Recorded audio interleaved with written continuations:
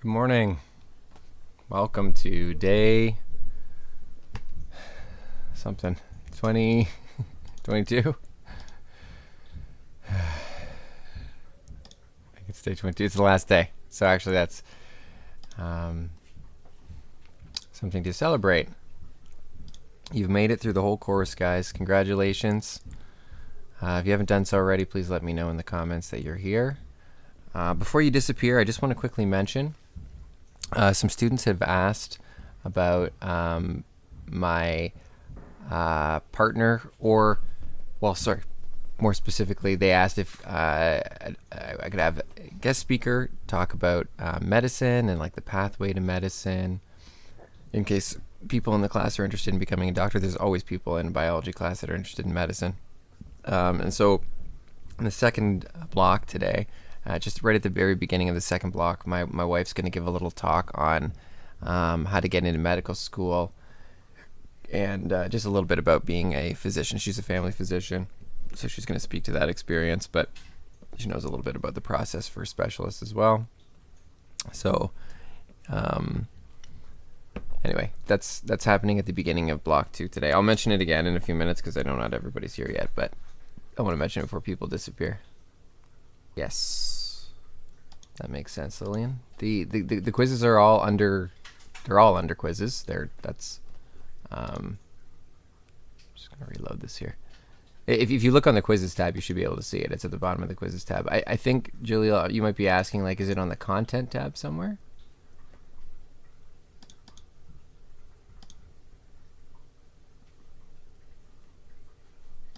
It's definitely on the quizzes tab. It says available, so should be good. But if I look on the content tab, I should be able to find on the content tab.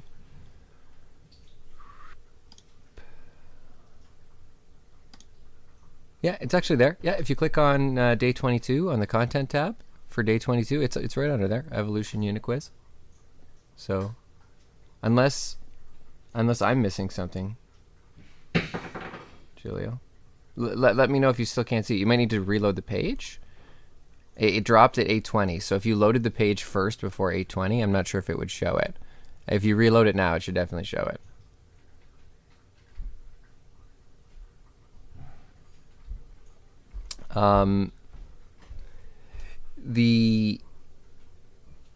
No, there's no answer scheme for the guided question sheet, but if you want to chat about the answers to any of those questions, I certainly can go over them with you.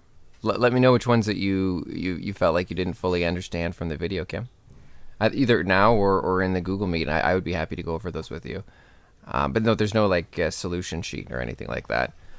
And no, you don't have to hand it in. So I make reference to those questions in the quiz, or at least to some of them in the quiz. But it's not, there's no hand in location. I really tried to minimize the number of things that you needed to hand in, because it's just overwhelming. There's just like too much stuff in too little time. So that's why there is only 3 things in every unit. There's a vocabulary list, a major assignment, and a quiz, and that's it. You don't hand in anything else to me except for your textbook homework at the end of the block now. At the end of this quad, you're going to hand in your homework portfolio, and that's it. So okay, which brings me to the next thing that I wanted to talk about. So like what should we be thinking about now that we're at the end of the course, because we are at the end of the course. So before I get to today's stuff, I want to talk a little bit about what you need to make sure that you have done by the end of today. So first of all, you should be done your vocabulary list. So I'm trying to think if you would have all the vocabulary at this point. So you definitely need to have your vocabulary list in. I've noticed I have about 15 of them already, so clearly people have noticed that and have submitted their vocabulary lists already. So please do that if you haven't done so already. It should be, let me refresh this. Unit quiz should be visible now. Yeah, there we go. You guys can't see this? Why isn't this working?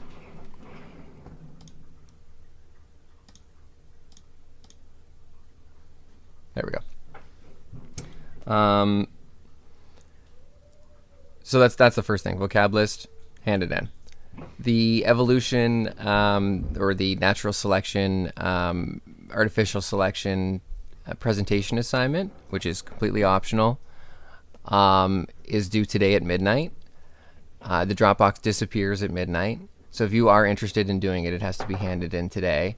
But if you're not interested in doing it, that's also fine. So don't like break your back trying to complete it. But it is it's optional, and you can hand it in today if you'd like. So that is available to the end of today. You also need to complete the quiz. You don't have to do the quiz today, but you do have to do it by tomorrow at midnight. You have to. It's like a hard cutoff. I'm going to take the marks. I'm going to collect the marks on Friday morning, and anything I don't have at that point quiz-wise is just too late. I need to do my report cards at that point. So because they're due the next day. So you got to have it done by Thursday at midnight. If you're on an altered timeline for some reason, like you and I have made a discussion about an altered timeline with regards to that, then that's fine. Then you can take whatever that altered timeline is as what is going to be working for you. But unless we've had a discussion about something, there are no extensions past that point. So it's that's either you have the quiz done by Thursday midnight or you get 0, because I don't have any way to compel you to do it, and that's the hard deadline for me. So please make sure that it's done by then. The last component of the end of the unit is the end of quad homework questions portfolio, which is a link to it right over here. And again, at this point, you should be done all of the homework for the course. There is no additional textbook work from today. So if you go into that assignment, you will see it's basically just a place where you can hand in three documents: one for animal systems, one for plant systems, and one for evolution. It's just your homework questions from the textbook. That's all. You don't need to hand in movie worksheets or anything like that. It's literally just the documents where you kept your textbook questions throughout the quad. Okay? And you were supposed to create one per unit. I've mentioned this a number of times, so you know what I'm talking about. But so you just attach those 3 to the assignment and submit. You can probably, well, you should be able to do that right now. So if you can do it right now. So what I'd like everybody to do before they kind of wash their hands of the course, even if you feel like you've done everything and you're like, yeah, I definitely did everything in this course, because I know some people are already going to feel like that. I mean, they haven't done the quiz yet, but you're going to write the quiz and you're going to say, I'm done everything. I realize that this is now the summer for you, which is just like walk away, never look at your email again.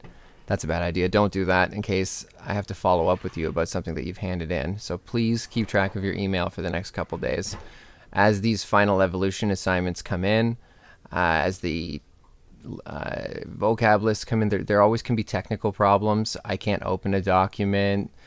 And if you're unreachable, that's the end for you. I mean, I'm not going to, what do you want me to do? This is the only way I have to contact you. So please don't disappear. Monitor your email for at least the next couple days. And the other thing that I'd like everybody to do is click on the assignments tab and look. Go through and actually look to see if you have a completed or a document submitted for every single one of the assignments.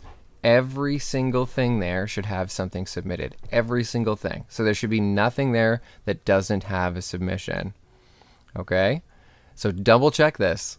Go through. Did I miss an assignment? Because this is not my responsibility to hunt you down, guys. I've sent you emails.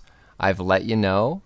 But like, I'm busy now. I'm marking all this stuff at the end of the quad. I'm doing report cards. I'm not going to send you continuous emails saying, what about this assignment? What about this assignment? You need to be responsible for this. Look at the list.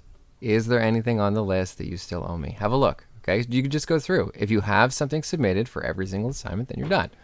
And the last thing is, look at the quizzes tab. So go through and look. Have you completed every quiz? Okay, is there something done for every single quiz? Does it say completed? Does it give you a mark? And then you're done the course. Okay, then you can say, whew, I actually finished everything. Now still keep an eye on your email for the next couple days in case there's any issues with what you've handed in, because I haven't marked everything yet. But you're done. So Celebrate. Woo. When I'm done marking, I'll be celebrating. So, it's been quite a year. Congratulations, by the way. I know that this has been tough. It's not the best way to learn biology, that's for sure. It is. It's tough being in front of a computer for this many hours a day. I hate it. Some of you probably hate it too. Maybe all of you do. But honestly, good for you. These have been some really tough circumstances, and most people have done a spectacular job keeping up with the tremendous workload. And I'm really proud of you guys. Like this has been a tough quad, and you've done a good job. I must say, like, even compared to some of the other quads, like you guys have done a good job. So, I mean, this is the only quad that was exclusively learn from home, and with that considered, like, you really have done a good job. So, everybody give yourself a pat on the back, as they say in elementary school. Really, it's impressive. If you can do this, what you've just done this quad, which is essentially be a self-starter, go through, keep yourself on track, teach yourself some content, which is what you did. You went through, read some things, taught yourself some things, checked your understanding of those things. I mean, that's what you do in university, guys. It's basically the same thing. So if you can do this, you're ready. You're ready. Good for you. I mean, you still have to do a grade 12, but I will say that you are you're well on your way. Like you have the tool set that's necessary to make it. And so congratulations and good for you. This is it. There's been some tough stuff this quad. Okay, so anyway, what are you working on today? I'm going to stop talking and wasting your time. But okay, last day. So the first block here is set aside for a case study. And so the case study is on Explore Learning. You log in using your regular login. Hopefully you guys still know it, remember it. And you're looking for the, is it gonna work? Yep. You're looking for the Evolution High School STEM case. So what this is a like a real world problem of evolution. In this case, it's looking at the evolution of bacteria, or of a bacteria. Okay, so it basically walks you through a problem that exists with bacteria, and as it does that, it's going to sort of review a lot of the core concepts about natural selection and stuff like that. There's a little bit of new content, so that you'll see some new terms there that you haven't seen before. Any new terms, they're always like highlighted, and you can just click on them, and it defines those terms for you. So if stuff is new and it's popping up, click on them. I mean, again, that's new vocabulary. You're not going to see any of that vocabulary on the quiz, by the way.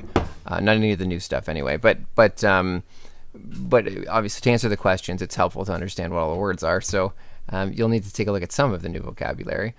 And there'll be a lot of review as well about natural selection, selective pressures, and that kind of thing. So this is just going to walk you through a real-life scenario. It's going to ask you some questions, make some hypotheses, test your hypotheses, and then solve a real-world problem around this population of bacteria that is evolving. Okay, and it's a pathogen, so it's causing problems in a chicken population, I believe. Okay, so that's the basic premise here, and it's meant as a review activity. So it's not being marked. But it will help sort of walk you through a lot of the concepts that we discussed in the evolution unit. It's a review. So when you're done that, you can write the quiz, basically, if you're ready, or you can take some time, review your notes, and then write. But at that point, you are done. This is the last activity that we're going to do in the course. You write the quiz, done. So we're going to do that in the first block. Again, whatever extra time you have, you can start doing the quiz if you like. If you want to wait until after we do the little medical school thing in block 2 and then write your quiz, that's also fine. You'll certainly finish it during block 2 of the quiz. So I believe it has 32 questions. It's not super long. So anyway, so I mentioned on here that's what you're doing during block 1. Maybe take some time to review your notes.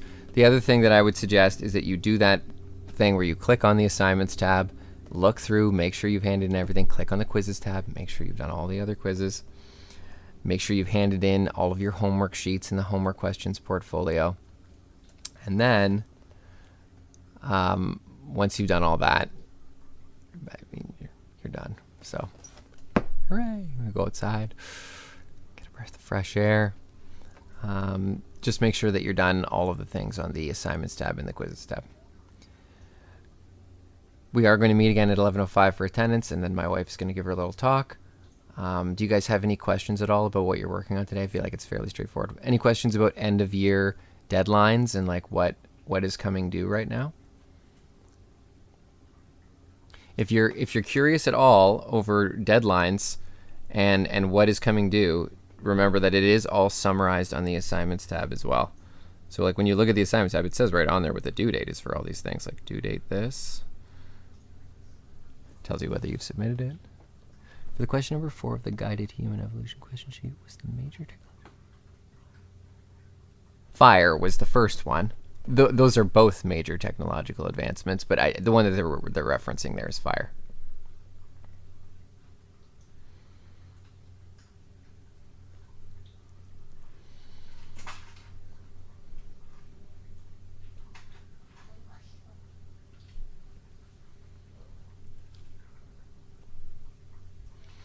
The difference in time between when Neolithic humans discovered fire and when humans began doing concrete, like actual real agriculture, is like thousands and thousands of years. There's like a big time gap between those two things. And so the thing that like really spurred and greatly improved human survivability was fire. That was I mean, obviously there was another step that took place due to agriculture, but it wasn't as obvious and significant as fire discovery. And by the way, humans weren't the only people to discover fire. Neanderthals had fire as well. They're not humans. I think that's kind of cool.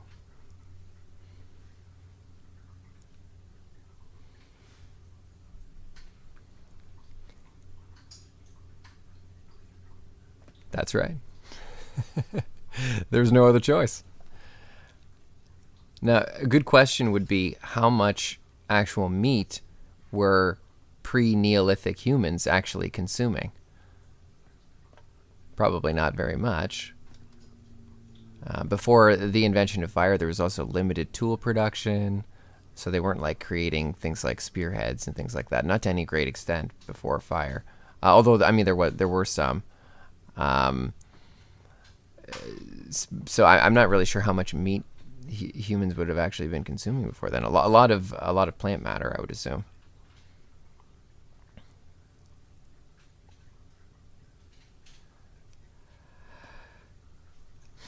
They've devolved.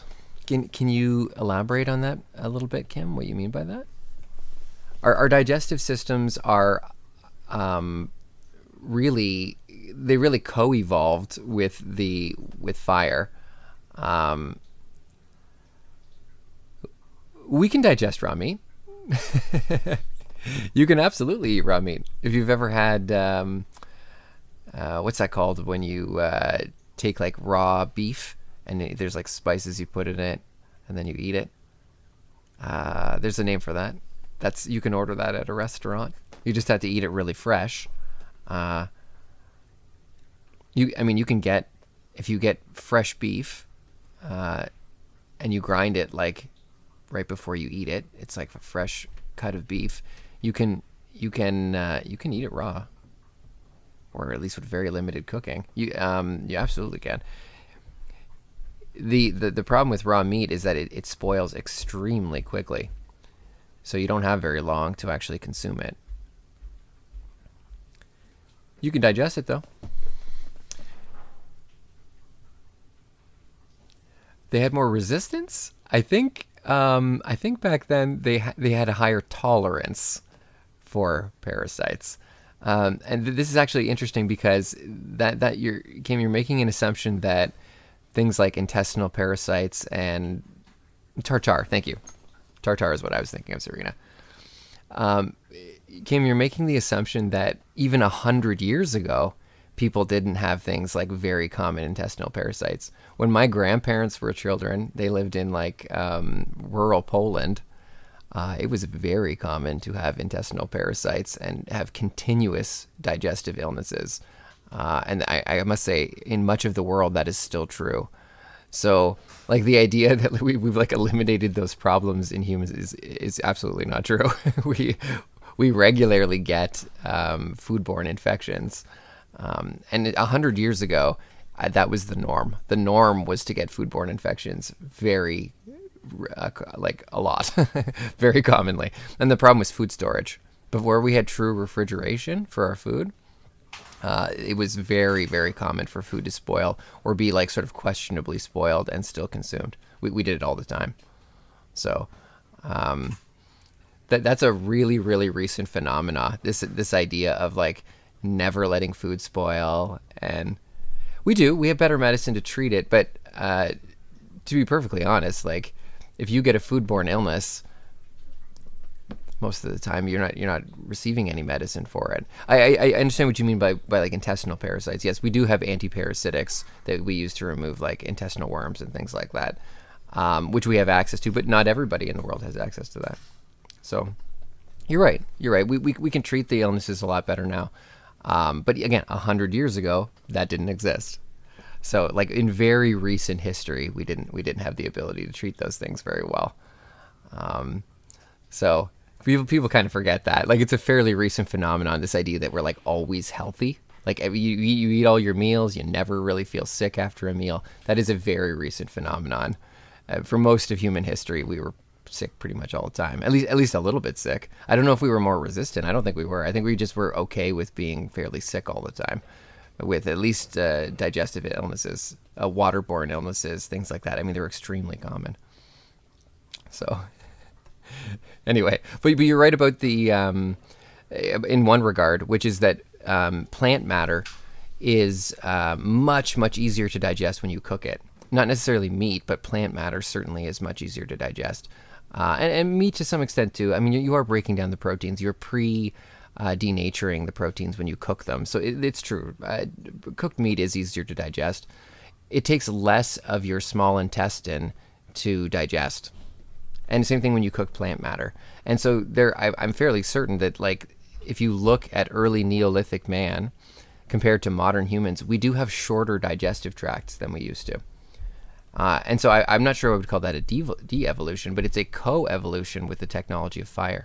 We developed fire, and simultaneously we required less small intestine in order to effectively eat the foods we were eating.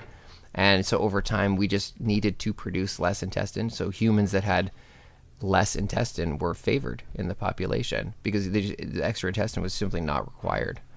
So there's a case of human evolution like going hand in hand, co-evolving with technology.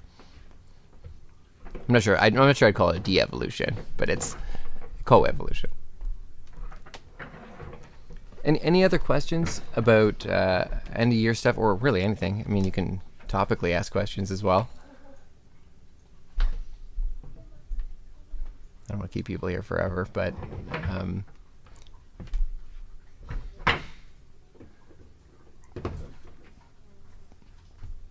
no one's saying anything. Okay. Again, I'll be here for the entire day. If you're writing the quiz at some point, you're like, oh, I don't get this. I'm not 100% sure on this question from the quiz. I don't know what it means. Just let me know. Drop something in the chat, or if you're writing it, ideally it's better to write it during the Google Meet because then you can just drop in and just say, hey, ask me a question. That's probably the best way to go. And I'd be very happy to help you out. The question, what was the major differences in Homo sapiens sapiens that allowed us to dominate? Yes. Yeah. Communication and the passing on of knowledge. Yeah. To subsequent generations. Yeah, we had really highly developed communication skills. There's some suggestion that was the main difference between ourselves and Neanderthals, is that humans just were far superior in communicating with each other. That part of our brain appears to have been larger based on skull studies, the part that is used for linguistic communication. There's some evidence to suggest that we had more developed vocal cords and the ability to make complex sounds that Neanderthals may not have had. And so that seems to have been a huge stimulus in terms of like what allowed humans to become a dominant species, is that we were just able to share information with each other extremely well. And I mean, the video, one of the videos goes in extreme detail on this, but it's pretty crazy to think that in many species, like, their children basically have to learn every lesson themselves. Like, maybe they get the basics from their parents, like, you hunt like this and you do this, but like, that's it. They're not saying anything to their kids. And the same thing is true for, like, you know, early humans. It's at some point we weren't like talking to our kids and telling them about things. We were just showing them things. And like, once you can actually talk to your offspring and be like, hey, here's 50 things I learned. See that alligator over there? Don't go in its mouth, and like, don't go near it. That's like lesson 1, you know. like as soon as we can start doing stuff like that, imagine how quickly that allowed like human society to evolve. And I'm using evolve in like a different sense there, but you know what I mean. Like, to essentially, we didn't have to start fresh every generation, which is huge, very big deal.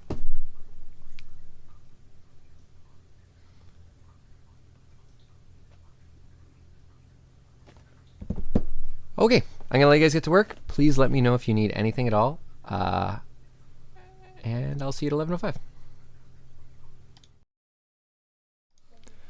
Hey guys, welcome back for the second half.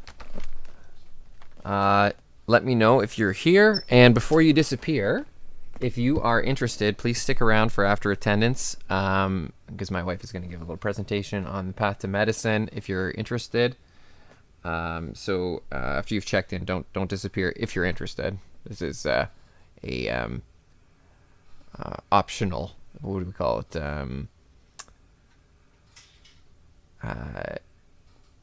Enrichment activity.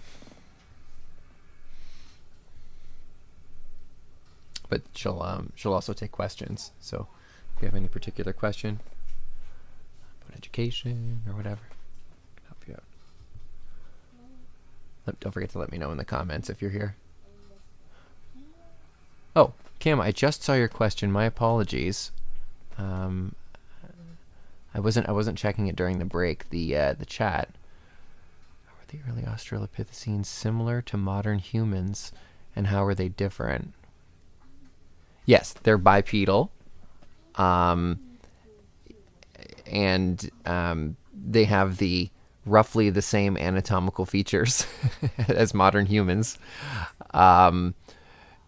They have a flattened face, similar to hominids. And yes, so the difference would be in, you're right, in brain size. They have canid teeth. They have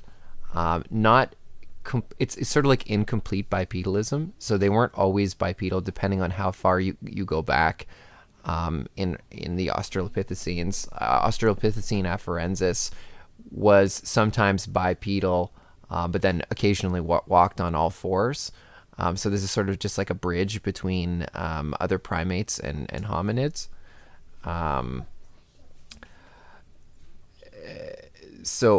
But they were primarily bipedal, and we can tell that, by the way, because we have fossilized footprints from Australopithecines, plus from their bone structure. It's fairly easy to figure out like what their posture would have looked like from the bone structure. So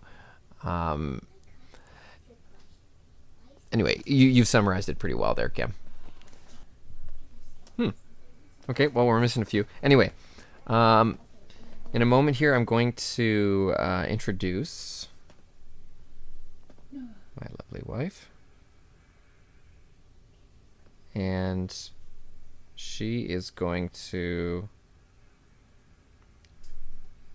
do a little presentation, like I said, on the path to medicine, a little bit about being a family physician, in case anybody in biology is interested in that, because obviously that is one of the potential career options that exists in biology of many. But this is one that is popular amongst many. So, just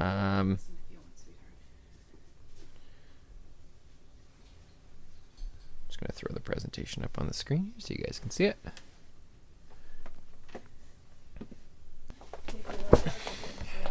Okay. Okay, so guys, that's it. This course has no further anything. There's nothing left. At this point, if you haven't written the quiz, I would strongly encourage you to do that.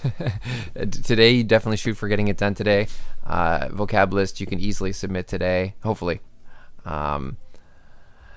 If you need any support with anything that you have yet to complete, let me know.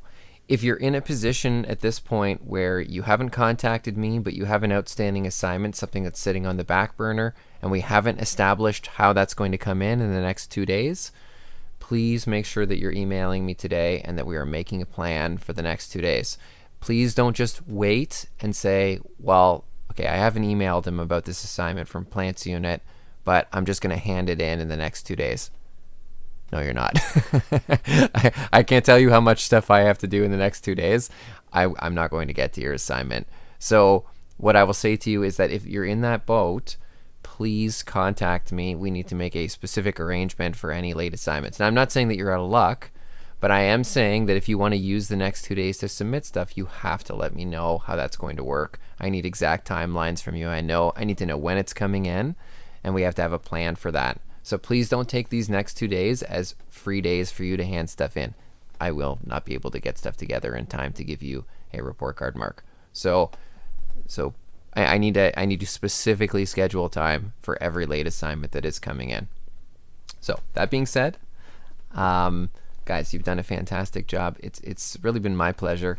I know this has been a tough semester to do via online learning only. I mean, what a bummer to do it this way, but we made the best of it, and you made it. Woo! Summer. I'll be here in the chat for the rest of the day, at least until 12:50, and then from 1 to 2:05. Again, drop by if you need anything at all. I will be here. I'll just be in the chat like normal, and then you are free. So that, I mean, assuming that you're done everything, and that's super exciting. Please consider checking your email over the next couple days in case there's any issues with the assignments that are coming in, the last couple assignments, something with your vocab list or something along those lines, like I can't access it or whatever. I need to be able to contact you, so don't disappear. But you are done, assuming you get everything in. So congratulations, course complete. Please consider taking grade 12 biology. I don't teach that course, but it's a fascinating course. It's an expansion on a lot of the stuff that you learned this quad. And I would recommend almost every student in this course to take that course. You have shown tremendous aptitude for biology, and you would really be remiss if you didn't continue your biology education. I really strongly recommend it. Anyway, it was really, really nice getting to know the people that came to visit in the Google Meet. Unfortunately, for some of you guys, I didn't really get to know you that well, which is just part of how this worked, which is kind of crappy. But it was a pleasure. It was a pleasure teaching you guys, and I really enjoy your summer. And when you get an opportunity to get vaccinated, if that is an option that's available to you, consider it. Be safe. Bye, guys.